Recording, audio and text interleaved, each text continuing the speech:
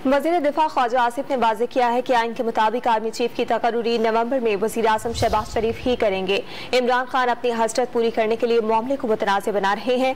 मौजूदा army chief की मुद्दत मुलाज़मत में तौसीस से मुतालिक सवाल पर उन्होंने कहा, ऐसी कोई तजवीज़ ज़ेरे गौर नहीं।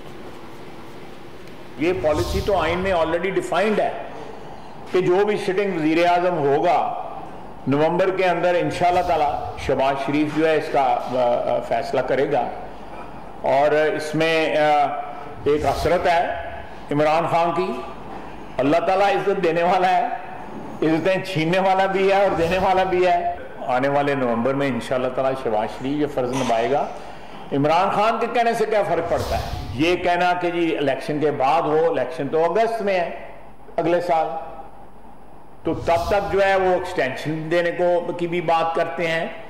बड़ा जो भी वो बात करते हैं वो इस चीज को ज्यादा से ज्यादा मुतनाज़ा बनाने की कोशिश कर रहे हैं ताकि वो एक्सरसाइज करें। क्या हुकूमत आर्मी चीफ को एक्सटेंशन दे सकती है? नहीं, ऐसी कोई ऐसा ना कोई प्रोसेस स्टार्ट हुआ है ना कोई ऐसी तजवीज़ है।